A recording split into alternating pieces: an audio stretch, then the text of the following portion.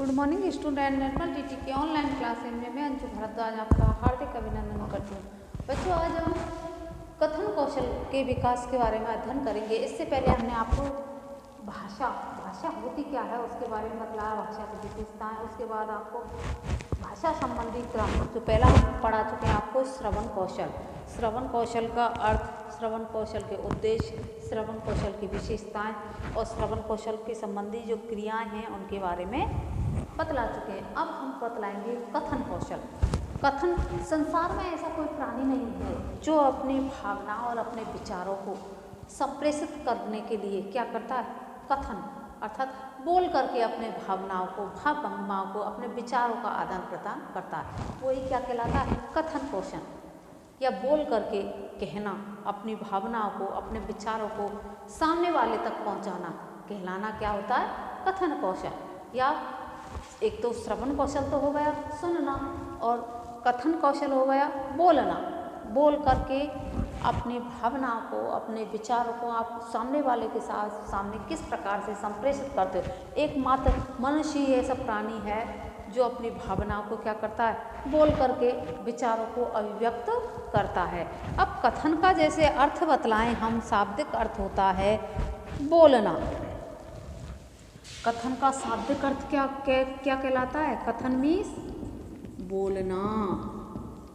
क्या हो गया, बोलना। कथन का अर्थ हो गया बोलना। भाषा सीखने का मनोवैज्ञानिक क्रम मैंने आपको बताया ही था। भाषा सीखने का मनोवैज्ञानिक क्रम क्या बताया, वो श्रवण पहले बताया ना, सुनना, बोलना या कथन एक ही बात है, पढ़ना और लिखना। ये हमारा भाषा जो सीखते हैं उसका मनोवैज्ञानिक क्रम होता है। जब हम कंपटीशन की तैयारी करते हैं या जो भी एग्ज़ाम होती है उसमें पूछा जाता है कि भाषा सीखने का क्रम, सही क्रम कौन सा है, सही क्रम कौन सा है, तो सही क्रम आपको ये ही लिखना होगा। आपको 4 ऑप्शन आएंगे। पहले में आएगा आपको लिखना, बोलना, पढ़ना और सुनना, ठीक है। दूसरे में आ जाएगा बोलना, पढ़ना, लिखना और सुनना। एक में आ जाएगा पढ़ना, लिखना, बोलना और सुनना। तो ये इस प्रकार से आपको क्रम पूछे जाते हैं। तो सही क्रम वाला कौन सा, हमारा मनोविज्ञान क्रम, पहले बालक सुनेगा। छोटा बालक होता है तो ध्वनियों को क्या करता है, सुनता है, केवल क्या करता है, सुनने का काम करता है। फिर उसका अनुकरण करेगा अर्थात बोलेगा। क्या करेगा, बोलेगा। फिर बोल करके उसको पढ़ेगा। क्या करेगा, सुनेगा, बोलेगा, फिर पढ़ेगा और उसके बाद लास्ट में लिखेगा। ये नहीं कि पहले लिखेगा फिर बोलेगा फिर पढ़ेगा फिर सुने, ये भी नहीं कि बोलना फिर पढ़ना फिर लिखना, ये भी नहीं कि पढ़ना डायरेक्ट सीधे ही पढ़ना सीख गया, जी नहीं। तो मनोवैज्ञानिक क्रम अगर हम माने तो पहले बालक क्या करता है, सुनता है। जब बालक जन्म लेता है तो बालक क्या होती है, केवल क्रंदन करता है, उत्तेजना होती है उसके अंतर्गत। क्या बोलना सीख जाता है सीधा बालक, जी नहीं। बालक पहले ध्वनियों को क्या करता है, सुनता है। वो प्रेम की ध्वनि भी सुनता है और क्रोध की ध्वनि भी धीरे धीरे वो जानने लग जाता है। क्या आप मुझसे प्रेम में बोल रहे हैं या क्रोध में बोल रहे हैं। बालक क्रोध में बोल जाएगा, भयभीत हो जाएगा। बालक से आप प्यार से बात कीजिए तो बालक क्या करेगा, बालक प्रसन्न हो जाएगा, बालक हंसने लग जाएगा। तो भाषा के जो क्रम है उसको सबसे पहले हम सुनना, बोलना, पढ़ना और लिखना अर्थात श्रवपले, संस्कृत की जो ट्रिक है श्रवपले के माध्यम से अभिव्यक्त करते हैं।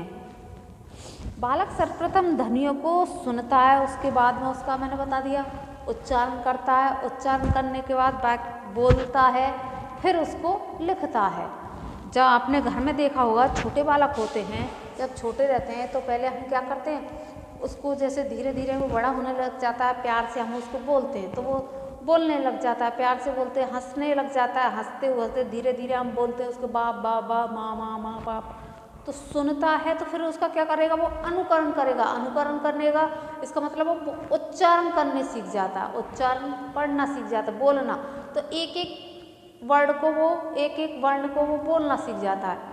तो वही उसी प्रकार यही क्रम से मनोवैज्ञानिक क्रम बालक का बोलने का बतलाया गया है। यही कथन कौशल का प्रारंभ है। बालक प्रारंभ में एक वर्ण, प्रारंभ में बालक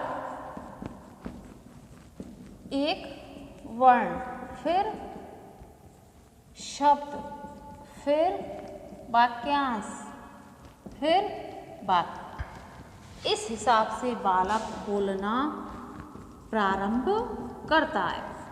ये कथन कौशल के बारे में बतलाया गया है। इस प्रकार बोलने का कौशल अर्जित होता है। संक्षेप में अपने माता पिता द्वारा बोले गए शब्दों को घर में ध्यान से सुनता और धीरे धीरे बोलना सीख जाता है।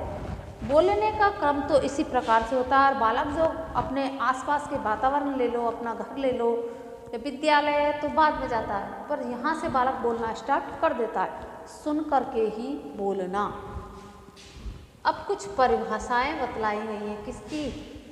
कथन कौशल की।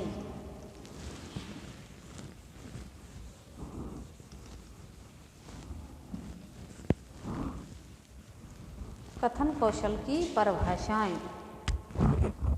नंबर 1, HFG फ्रेंच के अनुसार, FG फ्रेंच के अनुसार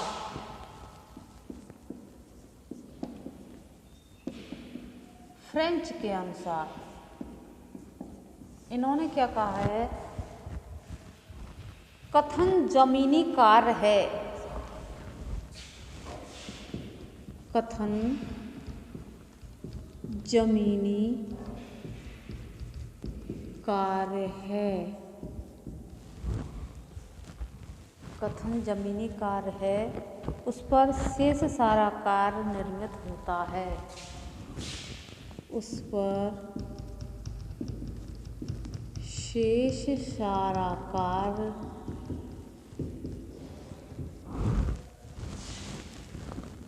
निर्मित होता है।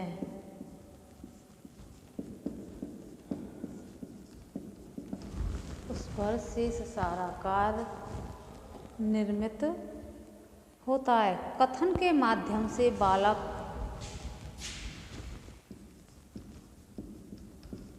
कथन के माध्यम से बालक कथन के माध्यम से बालक शब्द या वाक्यांश और शब्द या वाक्यांश और कथन के माध्यम से बालक शब्द या वाक्यांश और वस्तु क्रिया या विचार के मध्य वस्तु क्रिया या विचार के मध्य या विचार के वस्तु क्रिया या विचार के मध्य सीधा संबंध बनाना सीखता है। सीधा संबंध बनाना सीखता है।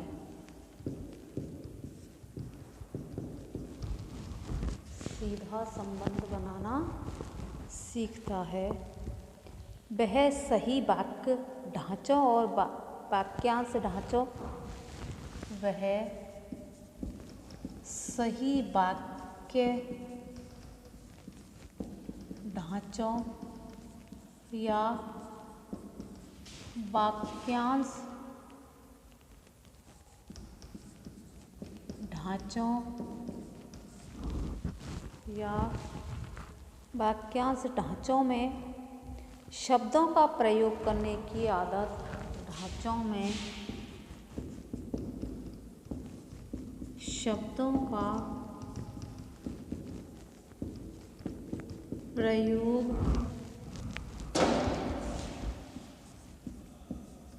करने की आदत शब्दों का प्रयोग करने की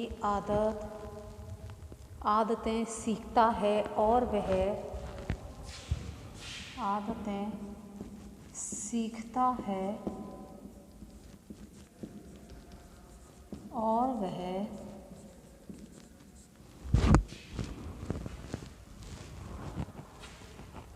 वह यह अन्य किसी तरीके से नहीं सीखता और वह यह अन्य किसी तरीके से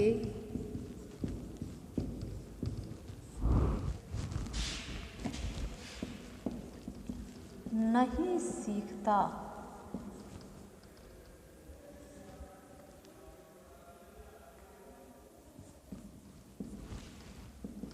किसका कथन है? F.G. फ्रेंच ने क्या कहा है? कथन जमीनी कार्य है, कथन जमीनी कार्य है, उस पर शेष सारा कार्य निर्मित होता है। जो भी कथन है वो जमीनी रूप से कार्य है। जमीनी रूप से किस प्रकार से कार्य है?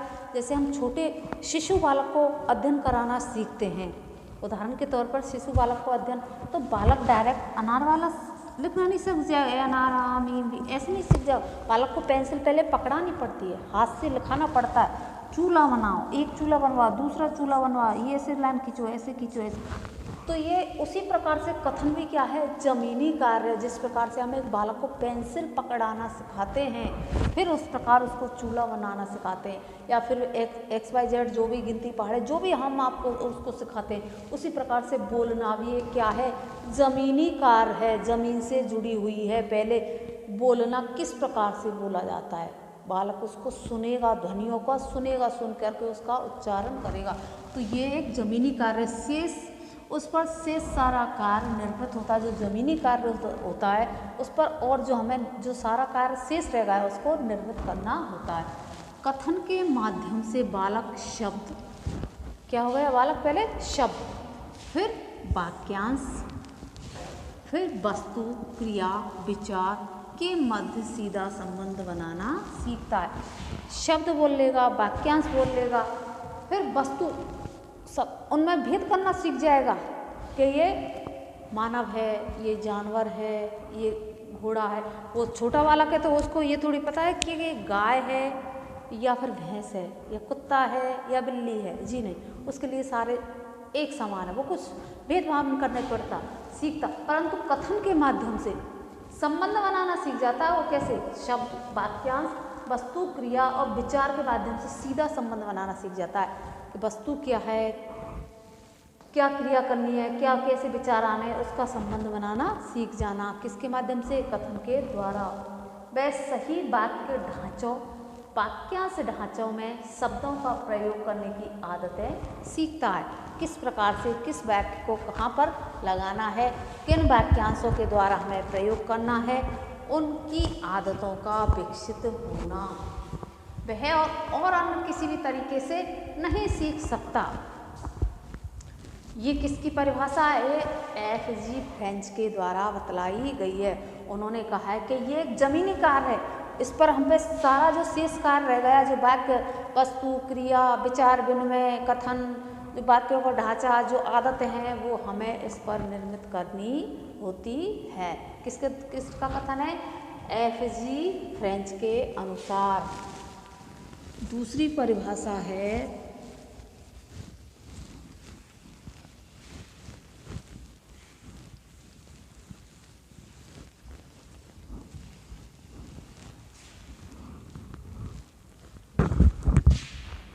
Leonard Bloomfield. लियोनार्ड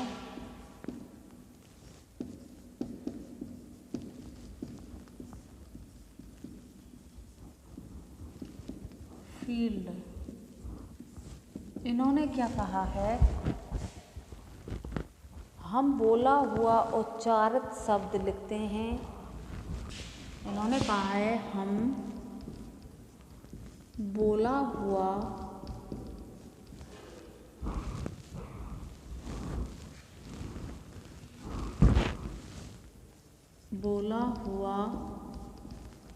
उच्चारित शब्द बोलते हैं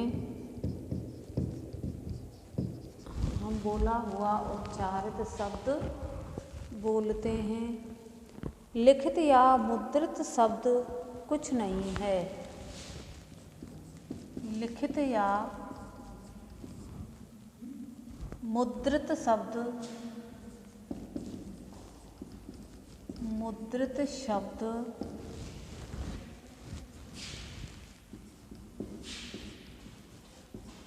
कुछ नहीं है। लिखित या मुद्रित शब्द कुछ नहीं है, परंतु यह बोले हुए भी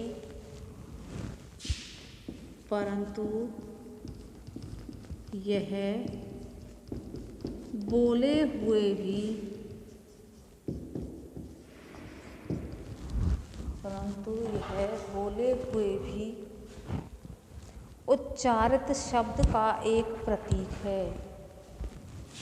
उच्चारित शब्द का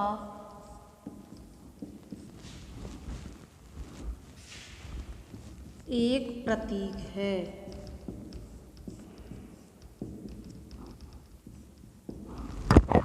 लियो ब्लूमफील्ड क्या कहा है? हम बोले हुए या बोला हुआ उच्चारित शब्द बोलते हैं। हम जो बोला गया शब्द है उसी को उच्चारित किया हुआ शब्द है उसी को हम क्या करते हैं?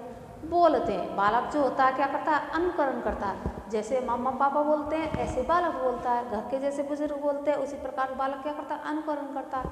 तो हम बोले हुए उच्चारित शब्द को बोलते हैं। लिखित या मुद्रित शब्द कुछ नहीं है। लिखित और मुद्रित जो भी लिखे हुए हैं, जो छपे हुए मुद्रित किए हुए वो कुछ नहीं है। हम तो केवल क्या करते हैं? जो बोलते हैं उसी को क्या करते हैं? उच्चारित करते हैं, उसी को हम बोलते हैं, परंतु वह बोले हुए उच्चारित शब्द का एक प्रतीक है। लिखित और मुद्रित कुछ नहीं है, परंतु यह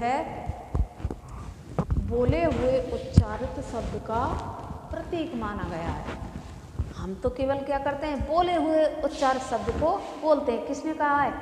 ब्लूमफील्ड ने, लियोनार्ड ब्लूमफील्ड ने। ये दोनों परिभाषाएं संस्कृत अधिगम में भी लागू होती हैं। संस्कृत अधिगम में, संस्कृत सीखने में, संस्कृत अधिगम अर्थात संस्कृत अधिगम के ऊपर भी ये दोनों परिभाषाएं लागू होती है। किस प्रकार से हम शुद्ध उच्चारण करें, शुद्ध भाषा का प्रयोग किस प्रकार से किया जाना चाहिए, ये दोनों ही परिभाषा हमें बोलने के, कथन के रूप में उच्चारित की जाती है। अब हम बतलाएंगे आपको कथन का महत्व, कथन कौशल का महत्व।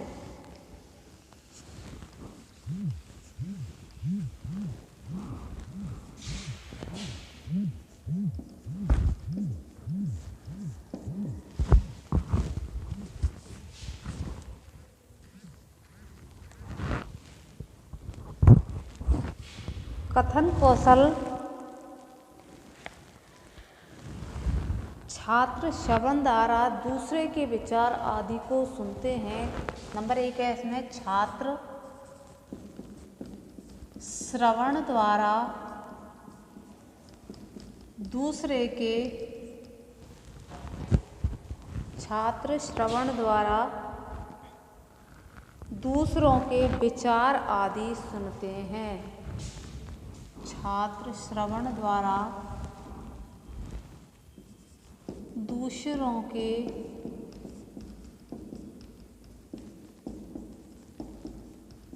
विचार आदि सुनते हैं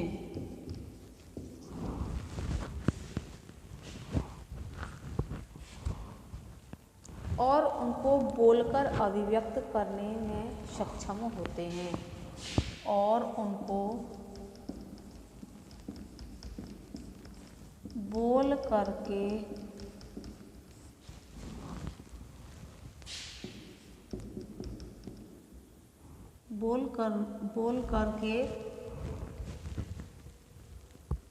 अभिव्यक्त करने में सक्षम, बोलकर अभिव्यक्त करने में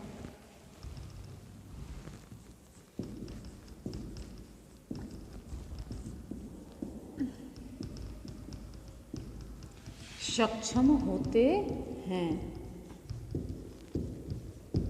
नंबर 1 महत्व बतलाता श्रवण कौशल के द्वारा, अर्थात श्रवण द्वारा जो सुनते हैं फिर दूसरे के विचार आदि सुनते हैं, सुनकर के दूसरों के विचार जो सुनते हैं उनको बोलकर जो सुना है, क्या ग्रहण किया है, उनको अभिव्यक्त करने की में सक्षम होते हैं, अर्थात उनको बोला जाता है। ये कथन कौशल का महत्व है। अगला जो महत्व है वह है वे कथन के माध्यम से संस्कृत शब्द,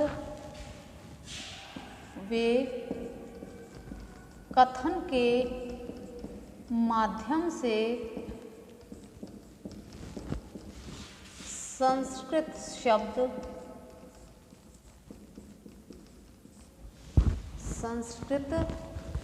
शब्द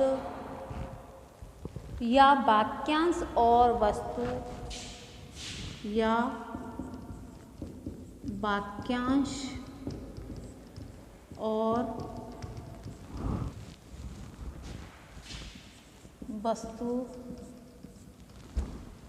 संस्कृत शब्द या वाक्यांश और वस्तु क्रिया या विचार के मध्य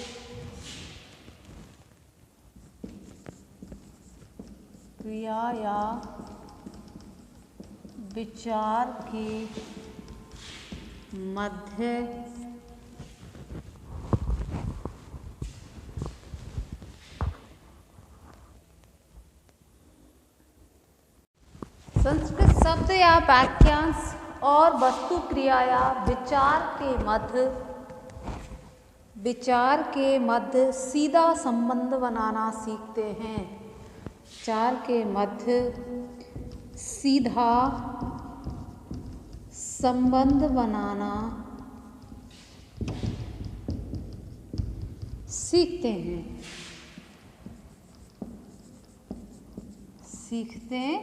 हैं। कथन के माध्यम से संस्कृत शब्द वाक्यांश वस्तु क्रिया या विचार के मध्य सीधा संबंध बनाना सीखते हैं।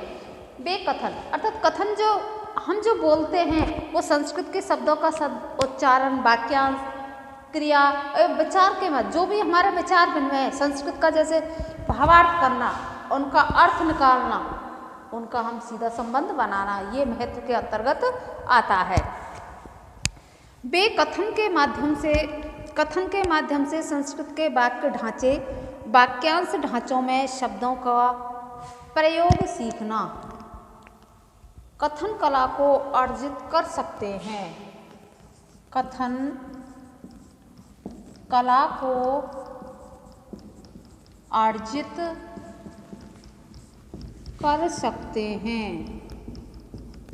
कथन जो होते हैं वो कला को क्या कर सकते हैं? अर्जित कर सकते हैं, अर्थात सीख सकते हैं। और कथन के माध्यम से संस्कृत के वाक्य ढांचे, कथन के माध्यम से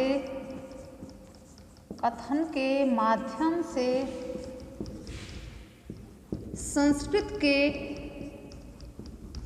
वाक्य ढांचों और वाक्यांश ढांचों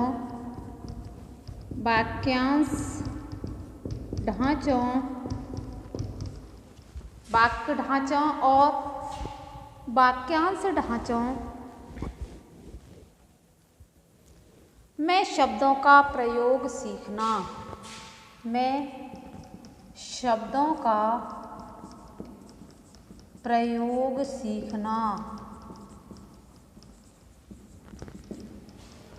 किस प्रकार से हमें वाक्य का निर्माण करना है, किस उसमें कहाँ पर उसमें क्रिया लगेगी, कहाँ पर कर्म, कर्ता, क्रिया, किस प्रकार से हमें उनको वाक्य बनाना है, संस्कृत से हिंदी बनाना है, उसका अर्थ करना है, ये हमें शब्दों के माध्यम से पता चलता है। अगला जो महत्व है वह है कथन के माध्यम से उचित स्वर धारा विराम, कथन के माध्यम से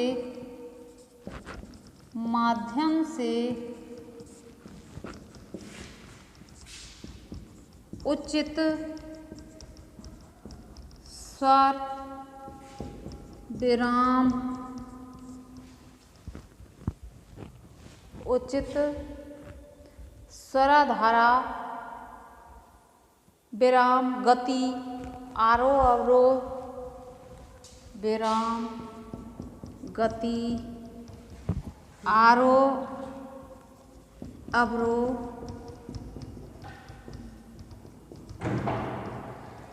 विराम, गति, आरोह अवरोह,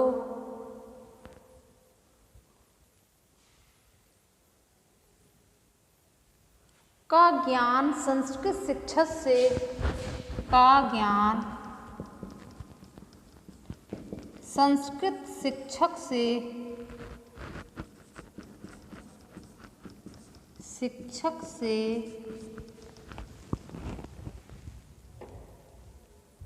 संस्कृत शिक्षक से प्राप्त कर सकते हैं ताकि वे अपना प्राप्त कर सकते हैं ताकि वे अपना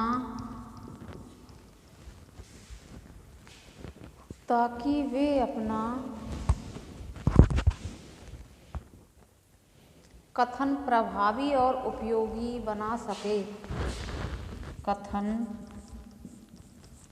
प्रभावी व उपयोगी बना सके। कथन के माध्यम से उचित स्वर,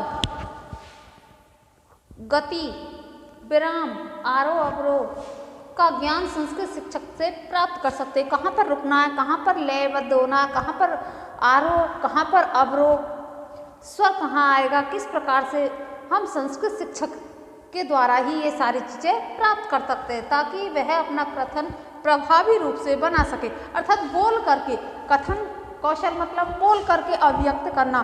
किस प्रकार से, अगर आप पद्यांश पढ़ा रहे हो तो पद में आपको गति, छंद, लय, आरोह अवरोह उसका ध्यान रखना ही होगा।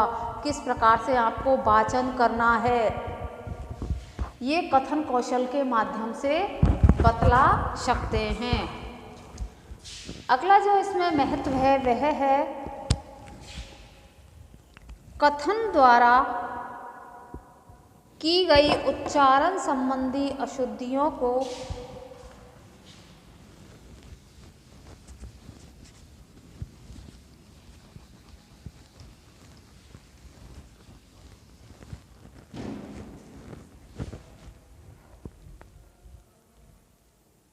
कथन में की गई उच्चारण संबंधी, कथन में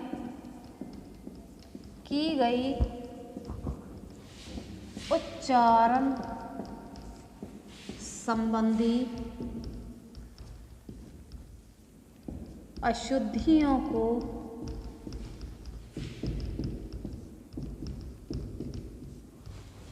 उच्चारण संबंधी अशुद्धियों को